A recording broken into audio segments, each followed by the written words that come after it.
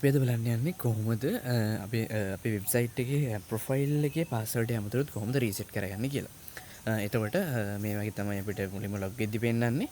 එතකොට පාස්වර්ඩ් එක මතක නැත්තම් මෙතන පහළ තියෙන forgot password කියලා එතනට යන්න.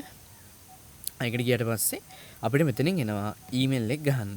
අනිවාර්යෙන් මතක් කරලා ඔයා ප්‍රොෆයිල් එක හදපු ඊමේල් එක මෙතන ගහන්න ඕනේ. එතකොට මෙතන ඔයාගේ ඊමේල් එක ගහන්න. ඊට පස්සේ මෙතන පහළ තියෙනවා send verification code කියලා. එතකොට අපේ Gmail එකට දැන් මේ verification code එක ගිහිල්ලා තියෙනවා. ඊට පස්සේ ඔයා Gmail එකට ගිහිල්ලා Gmail එකේ inbox check කරන්න. Gmail එකේ inbox මෙතන අපිට ඇවිල්ලා තියෙන mail එකක්. mail එකේ තියෙන අපිට මේ code එක. මේ code එක copy කරලා මෙතන code එකකින් paste කරපුවා confirm කරා. හරි. එතකොට අපේ code එක හරිනම් මේ විදිහට වැටෙලා අපිට අලුත් password එකක් මෙතනට දාගන්න පුළුවන්. මෙතන අලුත් password අපි ඔයාලට මේක මතක හිටින password එක ගහගන්න.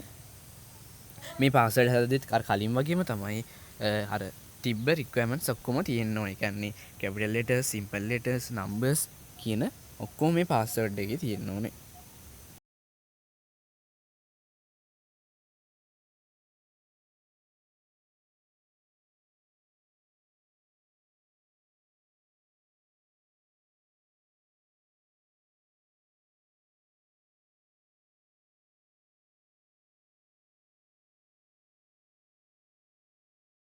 එහෙම password එක හැමදේම change password කියන එක එව්වට පස්සේ